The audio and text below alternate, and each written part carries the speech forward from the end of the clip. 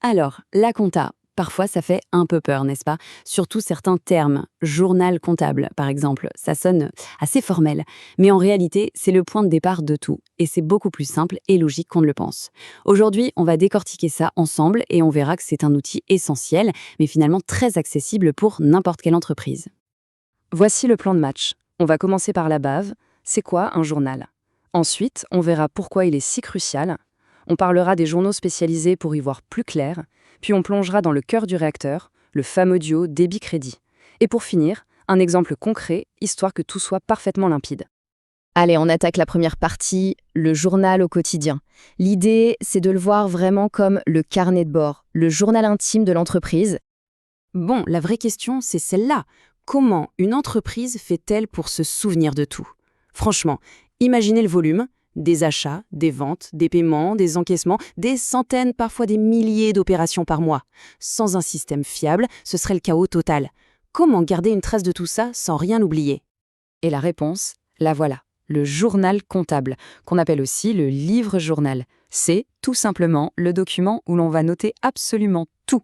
Chaque opération, qu'elle soit économique ou financière, est enregistrée là-dedans. Et point crucial, c'est fait de manière chronologique, jour après jour. C'est vraiment la pierre angulaire de toute la compta. Ok, un carnet de bord, compris. Mais pourquoi est-ce que c'est si fondamental? Eh bien, parce que c'est bien plus qu'une simple liste. C'est une vraie pièce maîtresse dans la gestion. Il y a 4 raisons majeures à ça. D'abord, et c'est non négociable, c'est une obligation légale. Il crée ce qu'on appelle une piste d'audit, un historique infalsifiable en cas de contrôle. Deuxièmement, c'est sur lui que repose toute la logique de la comptabilité en partie double. On y revient juste après. Troisièmement, c'est la source qui va alimenter le grand livre.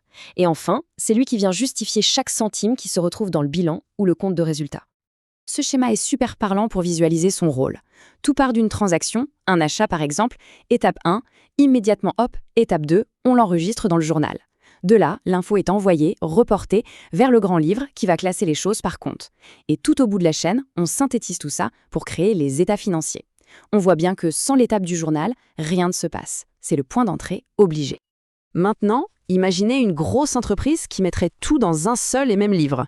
Ce serait vite le bazar, non? C'est là qu'interviennent les journaux spécialisés. L'idée, c'est de mettre un peu d'ordre dans ce flux d'informations. Oui, le maître mot ici, c'est la clarté. Plutôt que d'avoir un énorme journal général où tout se mélange, on va le découper en plusieurs journaux auxiliaires. En gros, chaque grande famille d'opérations va avoir son propre carnet dédié. Le plus connu, c'est sans doute le journal des achats. Le principe est ultra simple. À chaque fois que l'entreprise reçoit une facture d'un fournisseur, que ce soit pour des marchandises ou des services, paf, ça va directement dans le journal des achats. Et logiquement, en face, on a son miroir, le journal des ventes. C'est exactement l'inverse. Toutes les factures que l'entreprise envoie à ses clients sont enregistrées ici. C'est le journal qui permet de suivre le chiffre d'affaires. Ensuite, il y a le journal de banque. Indispensable celui-là. Il va tracer au centime près tout ce qui se passe sur le compte en banque. Les paiements reçus, les virements faits aux fournisseurs, les frais bancaires. C'est la clé pour suivre sa trésorerie au jour le jour. Et bien sûr, pour les commerces ou les activités qui manipulent de l'argent liquide, des espèces, il y a le journal de caisse. Chaque euro qui entre ou qui sort de la caisse physique y est noté. Et pour finir, il y a le fameux journal des opérations diverses, qu'on appelle souvent le journal des OD. C'est un peu le journal attrape-tout pour ce qui ne rentre pas dans les autres cases. Typiquement, c'est là qu'on va passer les écritures de salaire, les calculs d'amortissement ou encore les déclarations de TVA. Bon, maintenant qu'on a vu où enregistrer, voyons comment on enregistre.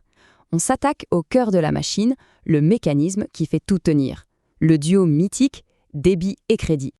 Alors là, il faut faire un petit reset sur ce que ces mots veulent dire dans la vie tous les jours. En compta, la logique est très simple.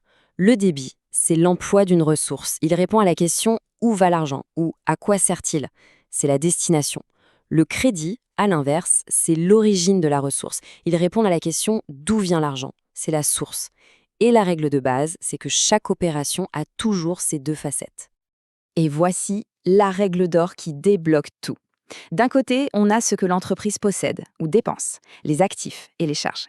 Eh bien, ces comptes-là augmentent toujours au débit. De l'autre côté, on a ce qui finance l'entreprise, les passifs et les produits, comme les ventes ou les dettes. Et eux, ils augmentent toujours au crédit. C'est cette opposition qui crée un équilibre parfait à chaque fois. Allez, assez de théorie. Rien ne vaut un bon exemple pour que tout s'éclaire. On va prendre un cas d'école, tout simple, un achat de marchandises. Voyons comment ça se passe en vrai. Voilà le scénario. On est le 5 décembre. L'entreprise achète des marchandises pour 1 200 € hors taxe. On ajoute la TVA à 20%, soit 240 €. Le total de la facture, payée par chèque, est donc de 1 440 €. Ok, maintenant on analyse. Première étape, qu'est-ce qu'on a reçu? Des marchandises. C'est une charge pour l'entreprise, donc on va utiliser le compte 607. Deuxième étape, on a payé une taxe, la TVA. Mais cette TVA, l'entreprise pourra la récupérer plus tard. C'est donc une créance sur l'État, un actif. On utilisait le compte 4456. Troisième étape, comment a-t-on payé? Par chèque. L'argent est sorti du compte en banque, la ressource a diminué. On va donc utiliser le compte 512, la banque. Et voici le résultat dans le journal. Regardez bien. On débite le compte de charge 607 pour 1 200 €. Logique, une charge augmente au débit. On débite aussi le compte de TVA pour 240 € car c'est un actif qui augmente. Ça, c'est l'emploi des fonds et la ressource, d'où vient l'argent, de la banque. Donc, on crédite le compte 512 pour le total 1 440 €. Et là, c'est la magie de la comptabilité. Regardez les totaux. 1 440 au débit, 1 440 au crédit. C'est parfaitement équilibré. L'écriture est juste. Voilà, on a bouclé la boucle. Le journal comptable, c'est donc lui qui enregistre l'histoire de l'entreprise, de manière chronologique, événement par événement. C'est le récit brut. Mais une fois que tout est enregistré, on peut commencer à analyser. Et ça, c'est le rôle du grand livre. La question qui se pose alors est, si le journal raconte le quoi et le quand, quelle est l'histoire que le grand livre, lui, va nous révéler?